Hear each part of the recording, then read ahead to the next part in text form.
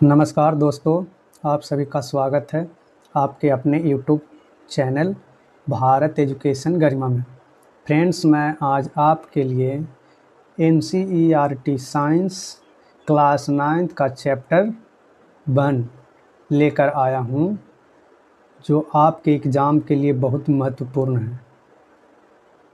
NCERT book का line by line आज हम डिस्कशन करेंगे। तो चलिए हम अपने वीडियो को स्टार्ट करते हैं। आज का चैप्टर है हमारे आसपास के पदार्थ। पदार्थ के बारे में हम लोग जानेंगे। इस विश्व में प्रत्येक वस्तु जिस सामग्री से बना है उसे हम पदार्थ कहते हैं। सभी वस्तुओं का द्रव्यमान होता है। जितने भी वस्तु बने सभी का द्रव्यमान होता है और ये कुछ स्थान घेरती है, यानी इसका आयतन भी होता है। भारत के प्राचीन दार्शनिकों ने पदार्थ को 5 मूल तत्वों में वर्गीकृत किया, जिसे पंच तत्व कहा गया। ये पंच तत्व हैं वायु, पृथ्वी, अग्नि, जल और आकाश।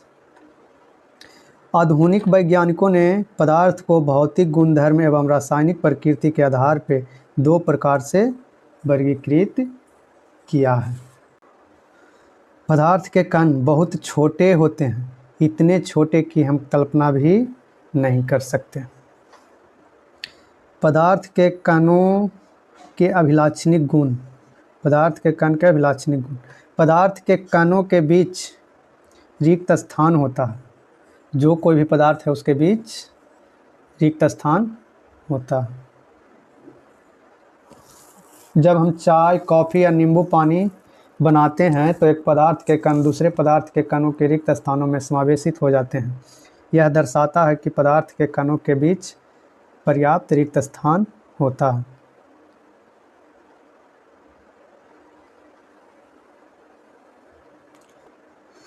निरंतर गतिशील होते हैं, अर्थात उनमें गतिज ऊर्जा होती है।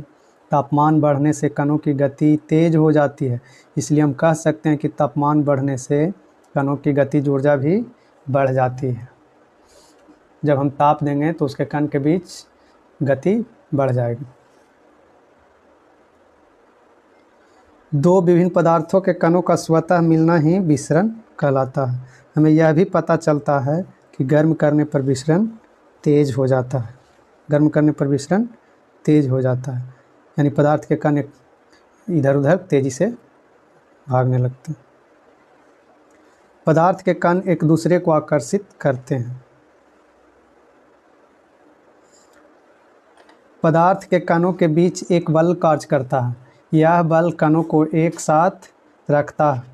इस आकर्षण बल का सामर्थ्य प्रत्येक पदार्थ में अलग अलग होता है। पदार्थ की अवस्थाएं। पदार्थ अपने 3 रूप में होते हैं: ठोस, द्रव, गैस के रूप में। पदार्थ की कितनी अवस्थाएं हैं? 3 अवस्थाएं: ठोस, द्रव और गैस। अब ठोस के बारे में जानें। ठोस अवस्था। ठोस पदार्थ इनका आकार निश्चित होता है, इसकी सीमाएं स्पष्ट होती है, इसका आयतन स्थिर होता है और नगण्य संपीड्यता होती है। जैसे रबर बैंड को क्या माना जाएगा? क्या खींचकर इसका आकार बदला जा सकता है? क्या ये ठोस है? बल लगाए जाने पर रबर बैंड का आकार बदलता है और बल हटा लेने पर यह पुनः अपने मूल आकार में आ जाता है। अत्यधिक बल लगाने से यह टूट जाता है। चाहे हम शर्करा या नमक को अपने हाथ में लें या किसी प्लेट या जार में रखें, इनके क्रिस्टलों के आकार नहीं बदलते हैं। स्पंज में बहुत छोटे छोटे छिद्र होते हैं जिनमें वायु का समावेश होता है। जब हम इसे दबाते हैं तो वे वायु बाहर निकलती है, जिससे इसका संपीड़न होता है। अब द्रव के बारे में हम लोग जानेंगे। द्रव अवस्था प्रेक्षण से हम पाते हैं कि द्रव का आकार नहीं लेकिन आयतन निश्चित होता है। द्रव का आकार निश्चित नहीं होता लेकिन आयतन निश्चित होता है। जिस बर्तन में इन्हें रखा जाए तो ये उसी का आकार ले लेते हैं। द्रवों में बहाव होता है और इनका आकार बदलता है। द्रव का आकार साफ शब्दों में कहें तो इस द्रव का आकार बदलता है, आयतन निश्चित होता है और इसमें बहाव होता है, इसलिए ये दृढ़ नहीं लेकिन तरल होते हैं। ठोस और द्रव का मिश्रण द्रवों में संभव है। वातावरण की गैसें विसरित होकर जल में घुल जाती है। ये गैसें विशेषतः ऑक्सीजन एवं कार्बन डाइऑक्साइड जलीय जंतुओं तथा पौधों के लिए अनिवार्य। जलीय जंतु जल में घुली ऑक्सीजन के कारण श्वास लेते हैं। इस तरह से हम इस निष्कर्ष पर पहुंचते हैं कि द्रव में ठोस, द्रव और गैस तीनों का मिश्रण संभव है। द्रव में ठोस, द्रव और गैस तीनों का मिश्रण संभव है। पदार्थ के कण स्वतंत्र रूप से गति करते हैं और ठोस की अपेक्षा द्रव के कणों में रिक्त स्थान भी अधिक होता है।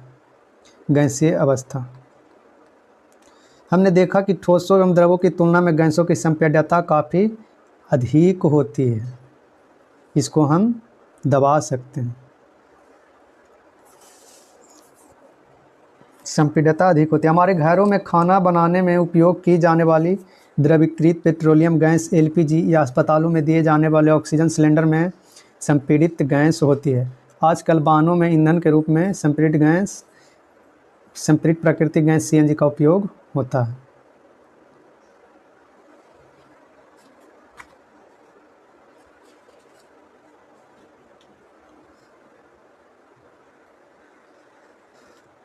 ठोस के तापमान को बढ़ाने पर उसके कणों की गतिज ऊर्जा बढ़ जाती है। ठोस में जब तापमान देते हैं तो उसके कण की गतिज ऊर्जा बढ़ जाती है। गतिज ऊर्जा में वृद्धि होने के कारण कण अधिक तेजी से कंपन करने लगते हैं। ऊष्मा के द्वारा प्रदत्त की गई ऊर्जा कणों के बीच के आकर्षण बल को पार कर लेती है। इस कारण कण अपने नियत स्थान को छोड़कर अधिक स्वतंत्र होकर गति करने लगते हैं। एक अवस्था ऐसी आती है जब ठोस पिघलकर द्रव में परिवर्तित हो जाता है। जिस न्यूनतम तापमान पर ठोस पिघलकर द्रव बन जाता है वह इसका गलनांक कहलाता है। किसी ठोस का गलनांक उसके कणों के बीच के आकर्षण बल के सामर्थ्य को दर्शाता है। इस पॉइंट को याद रखेंगे। किसी ठोस का गलनांक उसके कणों के बीच के आकर्षण बल के सामर्थ्य को दर्शाता है। बर्फ का गलनांक 273.15 केल्विन है। गलने की प्रक्रिया यानी ठोस से द्रव अवस्था में परिवर्तन को संगलन कहते हैं। किसी ठोस के गलने की प्रक्रिया में तापमान समान रहता है। ऐसे में ऊष्मीय ऊर्जा कहाँ जाती है?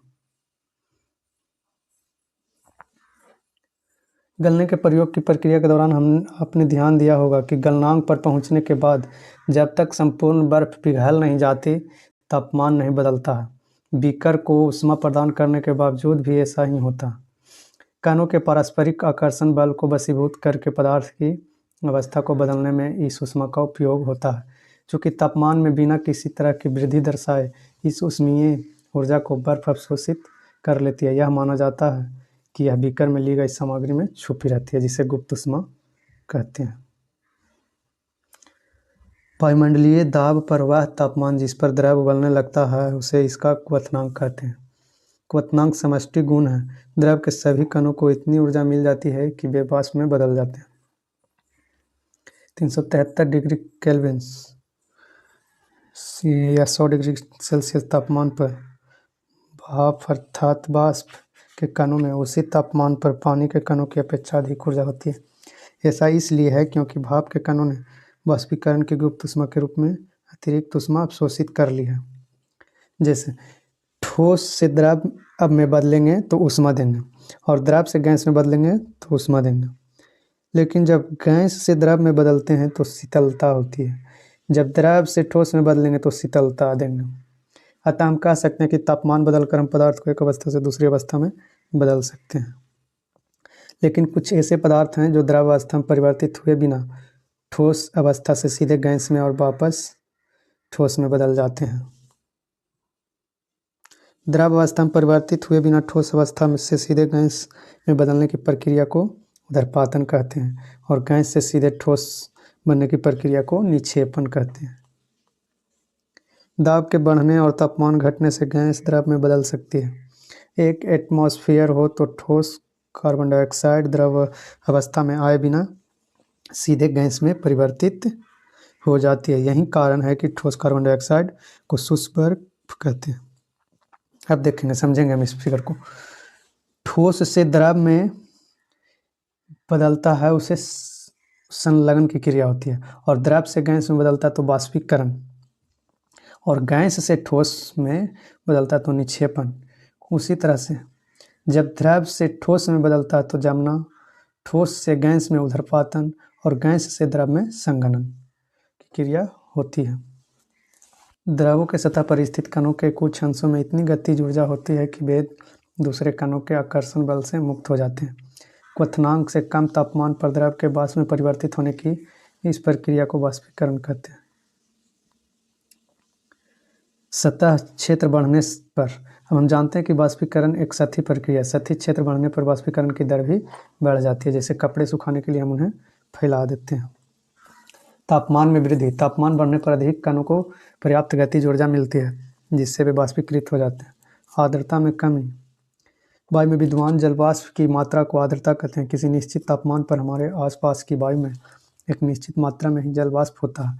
जब वायु में जल कणों की मात्रा पहले से ही अधिक होगी तो वाष्पीकरण की दर घट जाएगी। वायु की गति में वृद्धि, हम जानते हैं कि तेज वायु में कपड़े जल्दी सूख जाते हैं। वायु के तेज होने से जलवाष्प के कण वायु के साथ उड़ जाते हैं जिससे आसपास के जलवाष्प की मात्रा घट। वाष्पीकरण के कारण शीतलता कैसे होती है? वाष्पीकरण के दौरान कम हुई ऊर्जा को पुनः प्राप्त करने के लिए द्रव के कण अपने आसपास से ऊर्जा अवशोषित कर लेते हैं। इस तरह आसपास से ऊर्जा के अवशोषित होने के कारण शीतलता हो जाती है।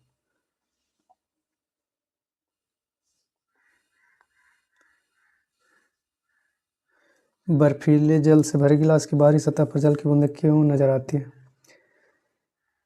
वायु में उपस्थित जलवाष्प की ऊर्जा ठंडे पानी के संपर्क में आकर कम हो जाती है और यह द्रव अवस्था में बदल जाता है जो हमें जल की बूंदों के रूप में नजर आता है। आपने क्या सीखा? द्रव सूक्ष्म कणों से मिलकर बना होता है। हमारे आसपास द्रव तीन अवस्थाओं में विद्यमान होता है, ठोस, द्रव और गैस। दो अवस्था और है, प्लाज्मा और बोस-आइंस्टीन। ठोस के कणों में आकर्षण बल सबसे अधिक होता है, गैस के कणों में सबसे कम और द्रव के कणों में इन दोनों के मध्यवर्ती होते हैं। ठोस के कणों में ठोसों को निहित करने वाले कणों के बीच का रिक्त स्थान और गतिज ऊर्जा न्यूनतम। गैसों के लिए यह अधिकतम किंतु द्रवों के लिए मध्यवर्ती है। ठोसों के लिए उनके कणों की व्यवस्था अत्यधिक क्रमित होती है। द्रवों में कणों की परतें एक दूसरे पर से फिसल व स्खलित हो जाती है। गैसों में कोई क्रम नहीं होता और इनके कण अनियमित यादृच्छिक रूप से विचरण करते हैं। पदार्थ की अवस्थाएं अंततः परिवर्तित होती है। पदार्थ की अवस्थाओं में परिवर्तन ताप और दाब में परिवर्तन से किया जा सकता है। उदरपातन प्रक्रम में ठोस पदार्थ द्रव में परिवर्तित हुए बिना ही सीधे गैसीय अवस्था में आ जाता, जैसे कपूर, एंथ्रासीन, आयोडोफॉर्म और नेप्थलीन। उदरपातन में ऊष्मक्षेपीय अभिक्रिया होती है।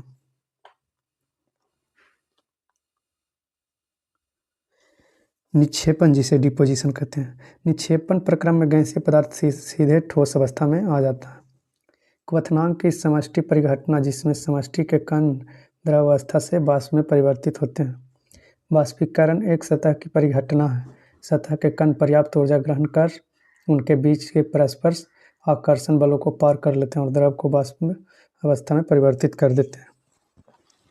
वाष्पीकरण की गति निम्नलिखित कारकों पर निर्भर करती है। सतही क्षेत्र, जिसका वायुमंडल के प्रति प्रत्याग होता है, तापमान, आर्द्रता और वायु की गति। वाष्पीकरण से ठंडक उत्पन्न होती है। वाष्पीकरण की गुप्त ऊष्मा ताप की वह मात्रा जो 1 kg द्रव को वायुमंडलीय दाब और द्रव के क्वथनांक पर गैसीय अवस्था में परिवर्तित करने हेतु प्रयोग होती है। संलग्न की गुप्त ऊष्मा ऊर्जा की वह मात्रा जो 1 kg ठोस को वायुमंडलीय दाब पर ठोस को उसके संकलन बिंदु पर लाने के लिए प्रयोग होती है। कुछ मापने योग्य राशियाँ और उनके मात्रक जिनका हमें ज्ञान होना चाहिए। ताप का मात्रक केल्विन और प्रतीक के, लंबाई का मीटर, सिंबल एम, संहति का किलोग्राम यानी द्रव्यमान का किलोग्राम, केजी, भार का न्यूटन, एन, सिंबल एन, आयतन का घन मीटर, मीटर क्यूब, घनत्व का किलोग्राम प्रति घन मीटर, किलोग्राम प्रति मीटर क्यूब, दाब का पास्कल। तो ये आज का एनसीईआरटी चैप्टर 1 समाप्त हो गया। Thank you.